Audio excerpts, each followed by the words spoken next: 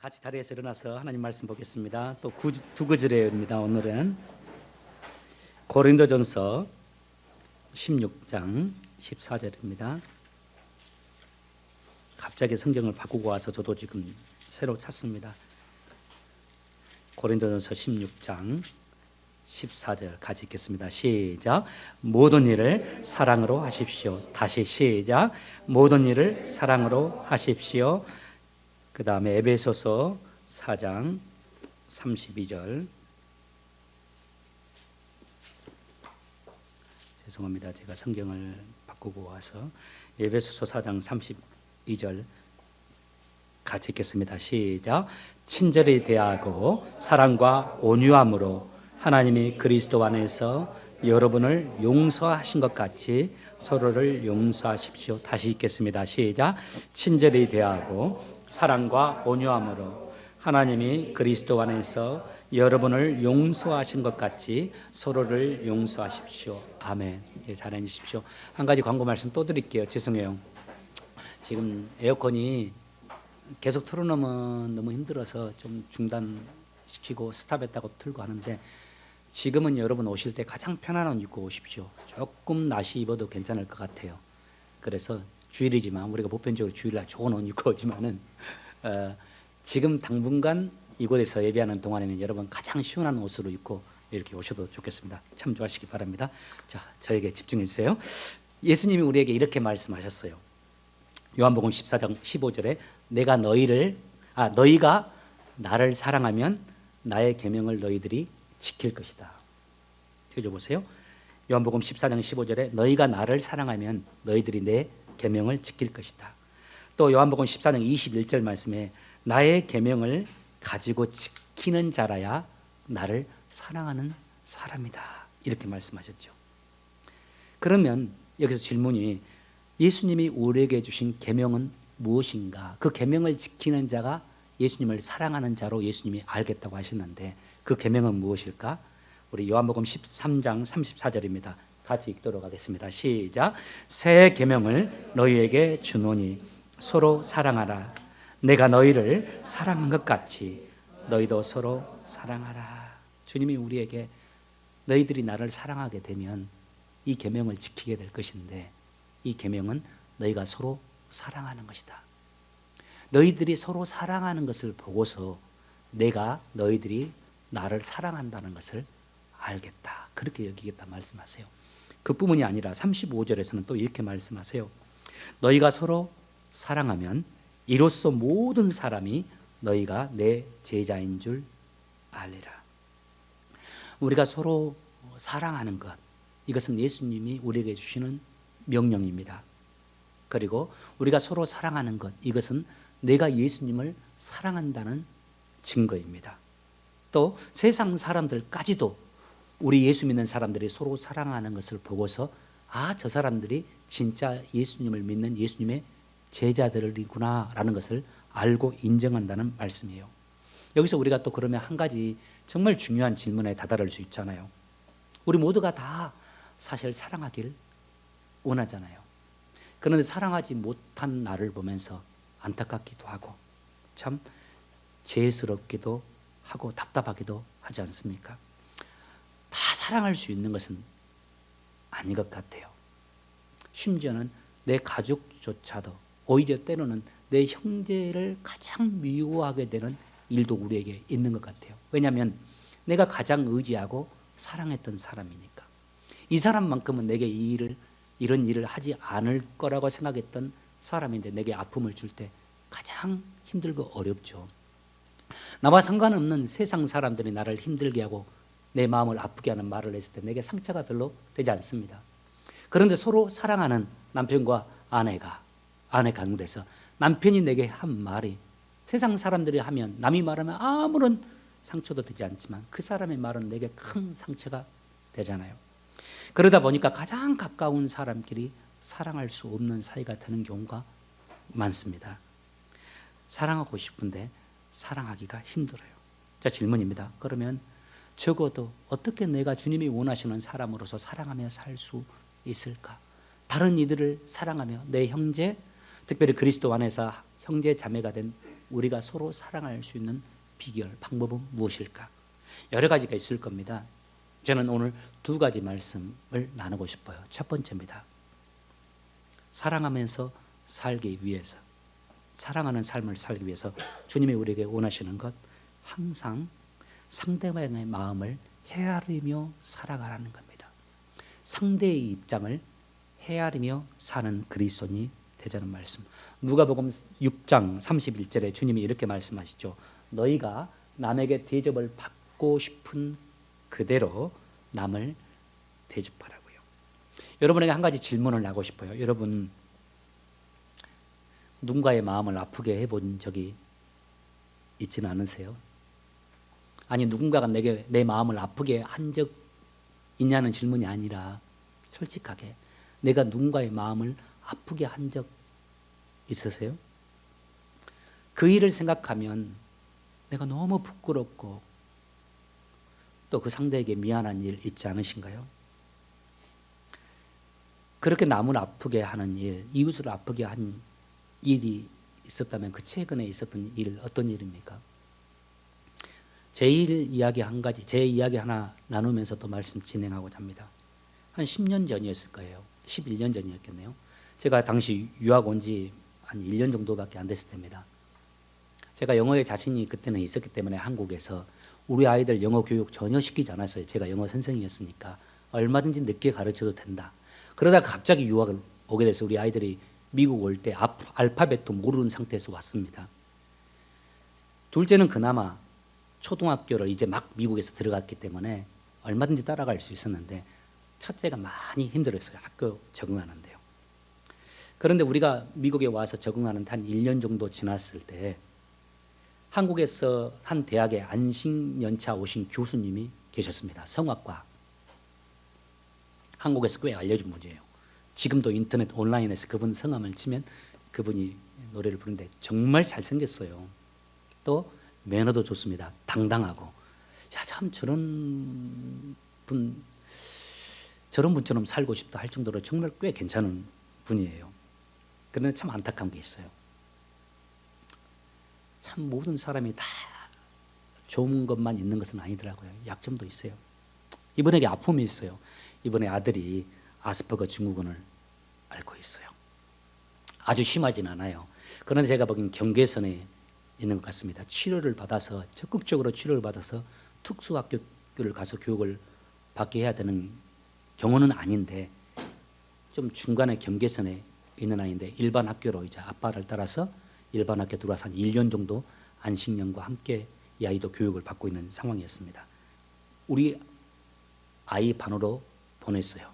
왜냐하면 우리 아이가 거기 한국 학생이 많이 없는데 미리 그 학교에 와 있기 때문에 그 반으로 보내면서 도와달라고 보낸 것 같아요. 이 아이가 조금 장애가 있으니까 정확히 사리 판단을 하기 좀 어려운 부분이 있는 겁니다. 이 아이가 기쁨이 큰 아이를 자기 애인이라고 애들에게 말하고 다니는 거예요. 뒤에서 갑자기 와서 안기도 하고, 미국 아이들 큰일 나잖아요. 또 키스를 하려고 하기도 하고. 우리 아이가 그때 3학년이는 초등학교.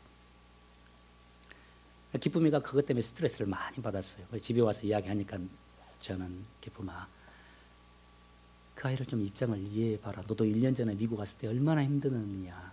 그때 누군가가 도와줘서 이렇게 왔으니까 그 아이 이해하고 잘 도와주라고 타이르고 또 부탁을 했습니다. 그런데 시간이 지나서 기쁨이가 학교를 안 가려고 하는 거예요. 이제 가고 싶지 않다고 그래요. 어느 날부터. 왜 그러냐 했더니 그 아이가 그런 행동을 계속 하니까 다른 아이들이 자기를 볼 때에도 이상한 눈빛으로 보기도 하고 해서 수치감도 들고 부끄럽기도 하고 또 그 아이가 하는 행동이 스트레스가 되니까 학교를 안 가고 싶은 마음이 든다고요. 그래도 잘 감당하길 바란다면서 보냈어요.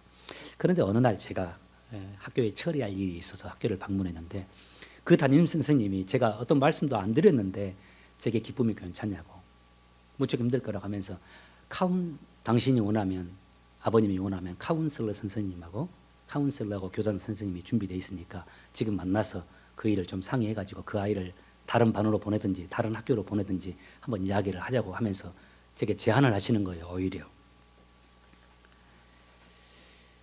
그 이야기를 듣고서 이게 심각하구나 이런 생각이 들더라고요. 그리고 기쁨이가 점점 심해지니까 고민 끝에 제가 이건 기쁨이를 위해서 도저히 안 되겠다. 그래서 교수님께 연락을 했어요. 몇 번을 교회에서 지나면서 눈인사는 했던 분이니까 커피숍에서 만나서 잠깐 좀 대화를 나눴으면 좋겠다고. 기쁨이 아빠다 하니까 딱 아시죠. 스타벅스에 만나서 이야기를 하는데 교수님이 그렇게 멋진 분이거든요. 코수염도 다 한국 분이 난데 이게 밑으로 턱수염도 나고 정말 멋져요. 예술가라고요. 근데 그 멋진 분이 저를 만났는데 만날 때부터 고개를 허리를 숙이면서 두 손으로 인사하고 저보다 나이가 한 10살은 더 많으실 거예요. 마치 죄인의 모습으로 나를 대하시더라고요. 그러면서 여러 번 저에게 양해를 구해요. 그동안 잘 참아준 것도 고맙다 하면서 앞으로도 좀 잘 좀 부탁드린다고. 제가 마음을 먹고 갔잖아요. 이제 안 되겠다고 말하겠다고. 그래서 제가 교수님 죄송하다고. 이제 그 아이를 좀 다른 반으로 옮겨야 되겠다고. 교수님이 그렇지 않아도 지금 학교에서 몇 번 연락이 와서 한 번만 경고를 당하게 되면 이 아이 학교 다닐 수 있을지도 모르겠다고. 1년만 미국에 있기로 하고 지금 온 건데 전도사 목사님이 좀 이해해달라고. 그때는 내 귀에 안 들어오더라고요. 그분이 더 부탁을 간절히 하면 할수록 제가 더 강하게 밀어냈어요. 아주 냉정하게, 매정하게. 그리고 내가 학교에 가서 부탁하겠다고. 지금 주일인데 내일 월요일 학교 오픈하면 가서 내가 바로 가서 학교에 요청해서 교장 선생님과 카운셀러 선생님 만나서 담임선생님 만나서 상의해서 이렇게 아이를 반에서 옮겨달라고 말씀을 드리겠다고. 그리고 헤어졌습니다.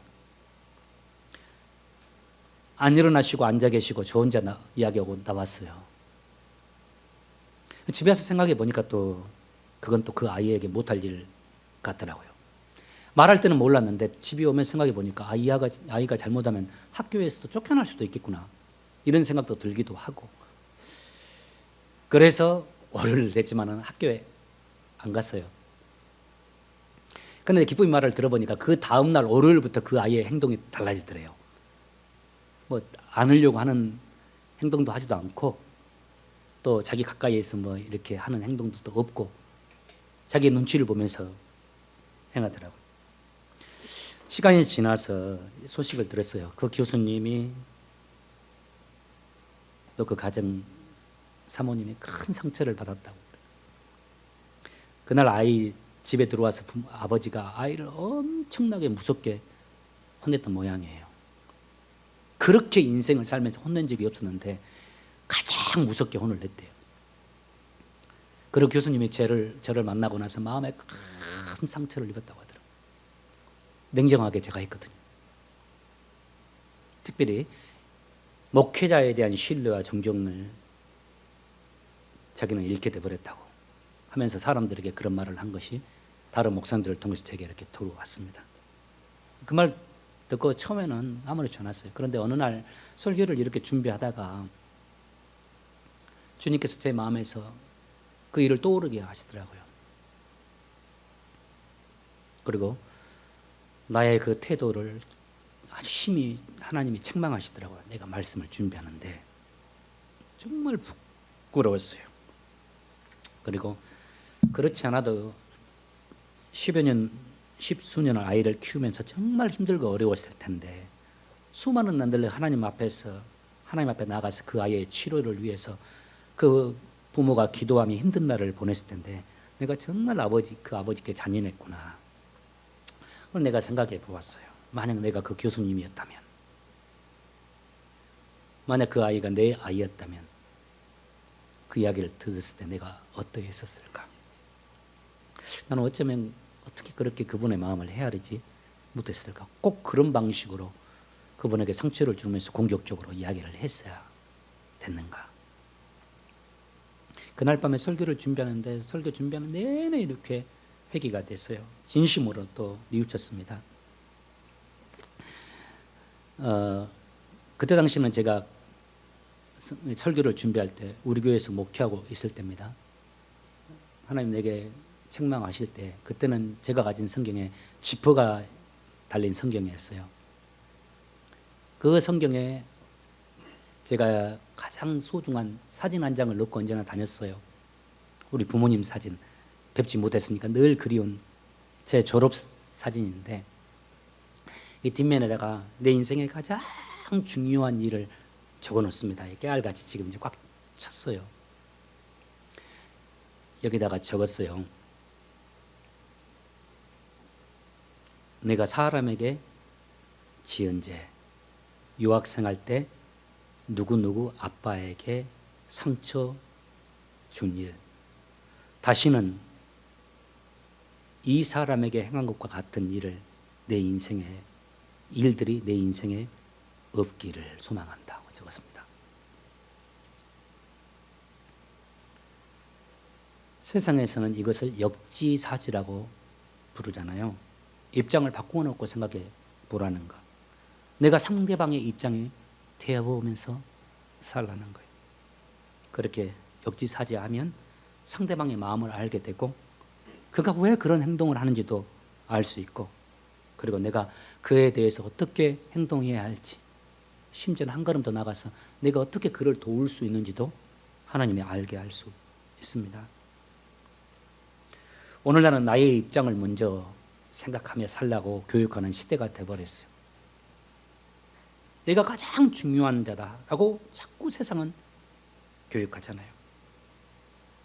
그러니까 상대의 마음을 헤아리면서 역지사지해야 한다 이 설교를 들으면서도 어쩌면 사람들이 저 목사님 말씀처럼 내 입장 좀 헤아리면서 나를 대해주면 좋을 텐데 라는 생각을 하고 있을지도 몰라요.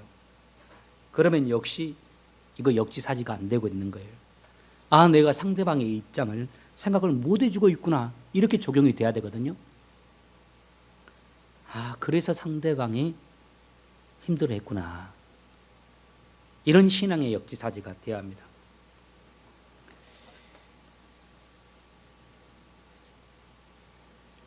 나의 밑에 있는 내가 섬겨야 될 사람에 대해서만 역지사지가 필요한 게 아닙니다. 어쩌면 나를 섬겨주고 있는 사람, 나를 도와주고 나를 보호해 주는 사람에 대해서도 역지사지가 필요해요. 부모도 아이에 대해서 역지사지가 필요하지만 아이들도 부모에 대해서 역지사지 할 수 있으면 좋지 않습니까? 정말 안타까운 것은 진짜 한국이고 미국이고 세상이 사회가 역지사지 안 돼요. 나는 어떻게 들으실지 모르지만 우리는 대통령에 대해서도 저는 우리가 역지사지했으면 좋겠다는 생각을 해요. 우리는 얼마나 비난합니까? 특히 우리나라 대통령들은 다 감옥 가요. 문 대통령 어떻게 될지 그것도 걱정스러워요. 현 대통령도 이런 흐름으로 가면 감옥 안 갈 사람이 없어요. 다 역지사지보다는 다 손가락질 하는 나라가 되어버렸어요. 부부 가운데는 또 어때요? 남편은 밖에서 일한다 좀 이렇게 와이프가 좀 잘해주고 살림도 잘해주고 좀 해주면 좋을 텐데 와이프는 내가 하루 종일 이렇게 애쓰고 있는데 남편 좀 나 좀 도와주면 좋을 텐데 이게 잘 안 된단 말이에요. 부모는 아이들에게 아이는 부모에게 이 말을 하고 있는 그러면 나는 잘 되냐? 대체적으로 잘 되길 바랍니다. 역지사지 하길 바라요. 하나님이 사랑하는 삶을 살길 원하느냐? 정말 내 제자가 되길 원하느냐? 그렇다면 이거 먼저 상대의 마음을 헤아리면서 살라는 말씀 우리에게 하십니다. 우리 같이 옆 사람에게 제가 좀 잘 헤아리겠습니다. 한번 인사 한번 해볼까요? 부부가 같이 있으니까 더 좋은 것 같아요. 우리 김낙희 형제님은 떨어져 있으니까 눈빛으로 서로 하는 것 같아요. 네, 잘 하시기 바랍니다. 저도 잘 하겠습니다. 두 번째요. 어떻게 사랑할 수 있을까? 언제나 역지사지입니다. 두 번째는 고린도전서 16장 14절의 말씀. 너희 모든 일을 사랑으로 행해라. 여기서 중요한 단어가 모든 일, everything이에요. everything이 이 단어가 하는 일만 말한 것이 아니라 모든 상황을 포함하고 있는 단어이기도 해요.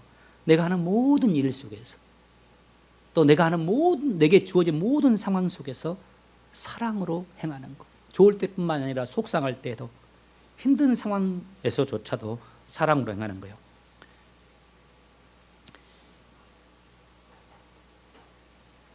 고린도전서에 보면은 참 아이러니한 일이 나오죠. 신약 성경에 많은 교회가 나오는데 가장 문제가 많은 교회가 고린도 교회입니다.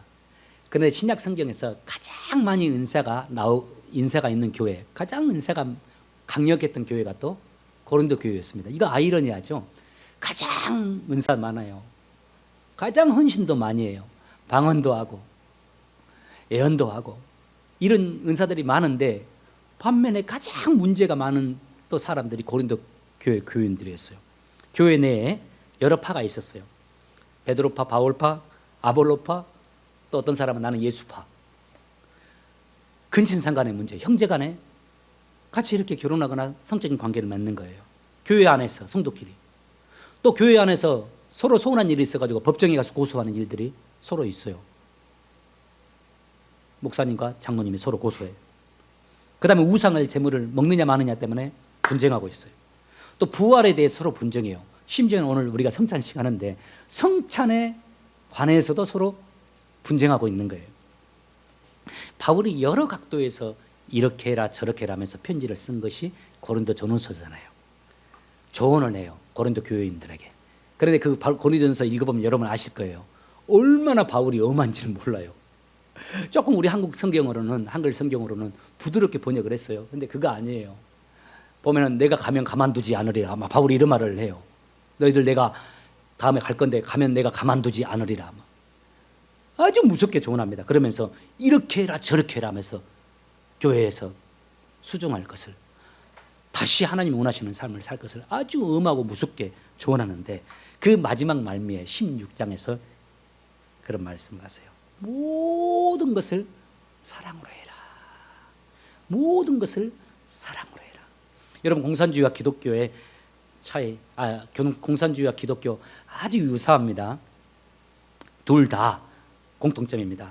모든 이들의 평등한 유토피아를 꿈꿉니다. 가진 자나 못 가진 자나, 많이 배운 자나 적게 배운 자나 모두가 다 행복한 세상을 이루는 것. 이 유토피아를 기독교도, 개신교도, 우리 기독교도, 공산주의도 다 같이 가지고 있어요.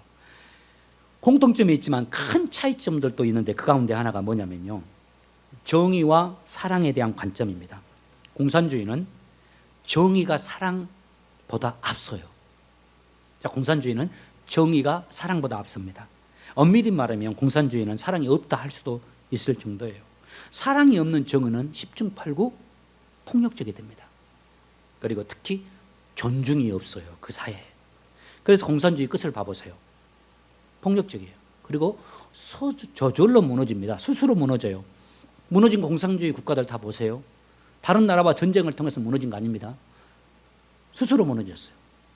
그 다음에 한 가지 중요한 거 있습니다. 이 사랑이 없는 정의를 부르짖는 이 공산주의, 사람을 변화시키지 못합니다. 반면에 우리 기독교는 사랑의 종교죠. 우리가 믿는 하나님의 첫 번째 속성이 사랑입니다. 그래서 우리가 하나님을 부를 때 사랑의 하나님이라고 부르잖아요. 예수님도 사랑의 예수님이에요. 그리고 그 사랑의 절정이, 하나님의 사랑의 절정, 예수님의 사랑의 절정이 십자가였습니다. 여러분, 그 십자가로 인한 결과 뭡니까? 그 십자가로 인한 결과는 우리의 변화입니다. 어떤 변화입니까? 우리가 십자가의 사랑을 깨달았을 때 그 이전엔 그렇게 많이 들어서 알지 못했다가, 변화가 없었다가 그 십자가의 사랑을 우리가 깨달았을 때 우리가 회개를 하게 됩니다. 부끄러워하게 됩니다. 그리고 감사하게 됩니다. 스스로요. 감사해라 하지 않아도요. 그리고 그 죄악의 길에서 우리가 떠나게 돼요. 그리고 다른 이들을 사랑할 수 있게 돼요. 그래서 예수 만나면 깨어졌던 가정도 다시 회복이 되어지고, 깨어졌던 부부도 회복되어지고, 깨어졌던 공동체도 다시 세워지는 일들이 일어나지 않습니까? 여러분 가운데 이런 경험했던 분들 있을 거예요. 누군가의 사랑 때문에 변화를 경험한 분들 계실 거고, 내가 누군가를 사랑함으로써 나도 변화되었지만 내가 내 사랑을 받은 그 누군가가 변화되는 그 경험을 한 분도 있을 거예요. 또 한 가지 제가 말씀 나눌게요. 한번 저희 교회에서 이야기했던 적이 있습니다. 제가 부교육자 생활을 꽤 오래 했습니다. 18년을 했어요. 발음이 좀 이상한. 18년 동안 제가 여러 교회를 이렇게 섬기면서 목사님들을 모시고 했는데 모든 목사님들과 감사하게도 저는 목사님들에게 사랑을 받으면서 관계가 좋았어요. 그 가운데 한 분 제가 이야기를 소개하고 싶어요. 이분은 좀 달라요. 제가 만났던 목사님들하고는. 한 나이도 20살 차이가 나고 성격도 다르고 기질도 다르고 신앙 색깔도 다르고 목회관도 달라요. 그리고 우리 사람 알 수 있잖아요. 여러분, 제가 여러분은 좋아하는 것 같습니까? 어떻습니까? 사람은 영물이기 때문에 상대가 나를 어떻게 생각하는지 다 알 수 있습니다. 근데 그분이 나를 별로 좋아하는 것 같지는 않아요. 다른 전도사님들, 목사님을 좋아하는 것 같지 나는 별로 안 좋아하신 것 같아요. 경계하신 것 같아요. 특별히 내가 호남 사람인 줄 알고서 호남을 폄하하는 말, 호남 사람은 못 믿을 사람들이 대놓고 말씀을 하세요. 그럼 나는 어떻게 하라고? 그 정도가 아니에요. 설교를 할 때에도 대중 앞에서도 호남 사람들 하면서 이거 이상하게 말씀을 하세요. 호남 사람들 죄송합니다. 힘들었어요. 하루하루 내 마음속에서 그 목사님을 이제 목사님 차를 운전하거나 또 신방을 가거나 늘 같이 해야 되는데 내 마음속에서 그 목사님에 대한 비판적인 생각들, 못마땅한 생각들이 막 올라가는 겁니다. 사역 그만두고 싶었어요. 진짜 사직서도 썼어요. 내 가방에 사직서 있었어요. 여기다는 안 넣었지만 가방에 넣어놨어요. 아내도 제가 이제 우리가 서로 그리스도 안에서 부부이니까 기도 제목을 나누거든요. 내가 그렇게 힘들어한다는 것을 아내도 알고 여보 나 다른 교회 가면 안 될까? 그러나 사역을 그만두고 이동하는 것은 원칙 아닙니까? 하나님의 인도하심 속에서 되어야 되니까 기도해보면 하나님이 아니다고 하세요. 거기 있어야지. 어떻게 내가 그만둘 수 있나요? 하나님이 기도해보면 거기 있어야지.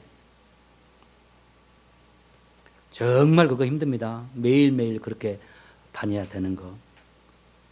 마치 목사님이 나 그만두길 바라는 것 같은데 그 밑에서 이렇게 지내는 건 무척 와이프와 함께 그래서 기도 제목 나누고 한 6개월을 기도했습니다. 새벽마다. 성도들이 새벽 기도 끝나면 다 가고 나면 그때서야 진짜 이제 입술을 열어 그 부분은 기도할 수 있는 거예요. 솔직하게 하나님께. 그것도 중요합니다, 여러분. 성도들이 또 들으면 안 되니까. 다 가고 나서 둘이 막 기도했어요. 와이프는 저를 위해서 더 중보하는 거고요. 한 6개월쯤 지났을까 매일 새벽 예배 그렇게 기도하고 하루 또 목사님 섬기고 같이 또 사역하고 한 6개월쯤 지났을 때 진짜 이 성령님께서 제 마음에 너무 강하게 말씀하시더라고요. 내 종을 좀 사랑할 수 없겠느냐. 그러면서 내 마음에 확 깊이 떠오르는 말씀이 너의 육신의 아버지처럼 말이다. 너의 육신의 아버지를 대했던 것처럼 내 종을 좀 이해할 수 없고 사랑할 수 없겠느냐. 이 마음을 확 강하게 해주세요. 완전히 제 심령을 사로잡았어요. 그 말씀이. 여러분에게 몇 번 소개했다시피 저희 아버님은 무척 엄하신 분입니다. 우리 과거에 여러분의 아버님들도 많이 그랬다시피 너무 엄하시면서 상처도 많이 준 분이에요. 저 같은 경우에 제가 5남매 중에 넷째였는데 그래서 아버님 저는 별로 좋아하지 않았어요. 서울에서 대학을 다니다가도 뭐가 필요해서 집에 전화를 공중전화에서 하면 아버님이 받으세요. 여보세요? 어떻게 합니까? 벌써 공감하신 분들이 있네요. 끊었어요 저는. 그러고 나서 2, 3분 있다가 전화를 다시 합니다. 그러면 전화 받는 사람이 다릅니다. 누가 받죠? 엄마가 받습니다. 아버님이 아시죠? 이거 원호가 또 전화했구나. 내가 받으니까 끊었구나. 당신이 받아서 원호 갔네. 여보세요? 하면 엄마. 딱 대기하고 계시는 거죠. 아버님 힘들었어요. 내 마음에. 근데 성인이 되고서 시간이 지나면서 아버님에 대한 나의 마음과 태도가 변하더라고요. 우리 아버지의 부족함도 이해하게 되고 아버지의 연약함을 이해하게 되면서 아버지의 부족함과 연약함이 내 마음을 아프게 하더라고요. 얼마나 힘들었을까. 그리고 아버지를 사랑하게 된 거죠, 제가. 그리고 아버지 최선을 다해서 잘 섬겼습니다. 그래도 효자라는 소리를 들었어요. 성령님이 그것을 떠오르게 하면서 그 말씀을 주시는 거예요. 내 생각이 180도 변했습니다. 가만히 이렇게 목사님을 보니까 진짜 우리 아버지하고 닮은 점이 많으세요. 제 아내가 공감할 겁니다. 저희 아버님도 알고 목사님도 아니까요. 두 분 다 풍으로 떨어진 적이 있으세요. 한쪽 아주 자연스럽게는 못 쓰세요. 당뇨를 크게 앓고 계신 점, 또 혈기가 대단한 점, 정이 많고 사랑이 많은 점, 동시에 눈물도 많은 점. 우리 아버지하고 비슷하시더라고요. 섬기고 싶었습니다. 우리 아버지 대하듯이 목사님을 대했습니다. 어느 날 차를 보는데 목사님 차가 에쿠스였어요. 에쿠스가 미국 차로는 어떤 차일지 모르는데 한국에서 제일 좋은 차가 에쿠스입니다. 제가 별로 그거 안 좋아했어요. 목사가 에쿠스 타고 다닙니다. 속으로 말은 안 했지만 아이고 목사가 저렇게 그러고 그랬었어요. 근데 갑자기 내 마음속에서 닦아라 내 마음에서 확 올라오는 거예요. 바로 제가 수도 틀어서 목사님 차를 세차했습니다. 닦았습니다. 알고 보니까 목사님이 차에 탈 때도 풍을 맞았던 분, 중풍을 경험했던 분이니까 이게 몸도 큰 데다가 그러니까 타는데 너무 힘들었어요. 그게 갑자기 보여요. 그래서 문도 열어드리고 태워드리고 보니까 이쪽에 풍을 맞았던 분이니까 성찬식 같은 거 할 때 가운을 입는데 가운을 넣을 때 힘들어하세요. 그게 전에는 안 보였던 겁니다. 그래서 제가 어느 날부터는 목사님 제가 가운 입혀드릴게요. 완전히 내가 진심으로 그렇게 섬기게 되었습니다. 우리 목사님이 여간에서는 편애하지 않거든요. 사람에게 자기 감정을, 교육자들을 이렇게 경쟁시키거나 누군가를 또 높여주지는 않습니다. 근데 시간이 지나면서 몇 개월 지나니까 한 2, 3개월 정도 지났을 때 목사님이 제 마음을 아신 것 같아요. 그리고 진짜 편애하신다는 것을 느껴졌습니다. 뭐 그렇게 잘하니까 그럴 수밖에 없겠죠. 어느 날 불러서 전에 없던 용돈도 이렇게 목사님이 지어주시고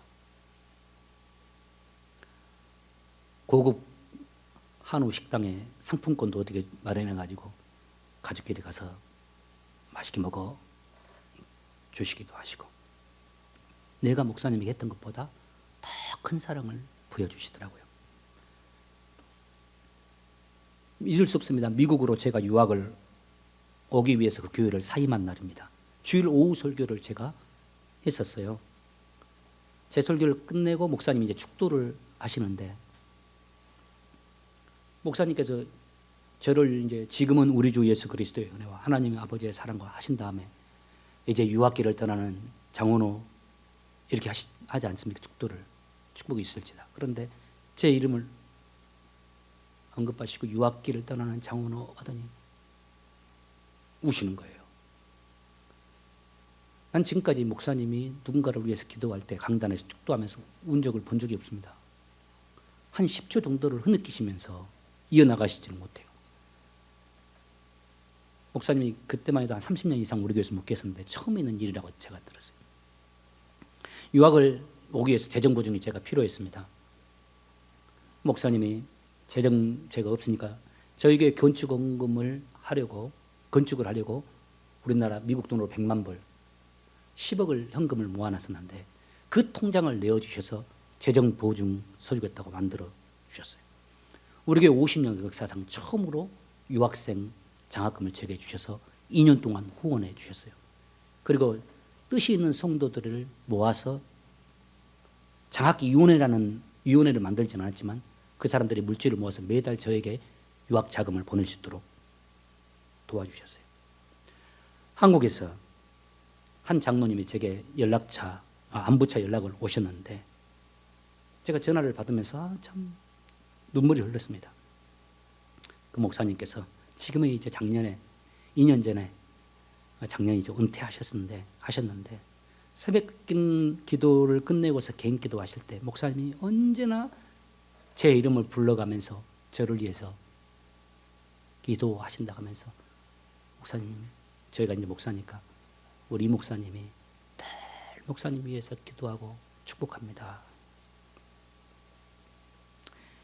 여러분 질문입니다. 이것이 무엇으로 가능하게 되었을까요? 열심히 사역해서요? 탁월해서요? 사랑입니다. 이 부족한 자의 이 아버지를 사랑하는 사랑으로 목사님을 사랑하고 됐던 저의 이 부족한 자의 사랑을 통해서 이런 일들이 일어난 거죠. 이 시대에 많은 것을 가진 시대가 되었지만 사랑을 갖지 못한 시대가 되었습니다.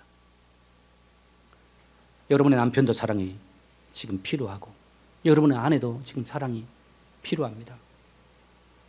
누가 글을 써놓은 거 보았어요. 왜 요즘에는 개들을 많이 키우는가? 제목이 사랑받고 싶은데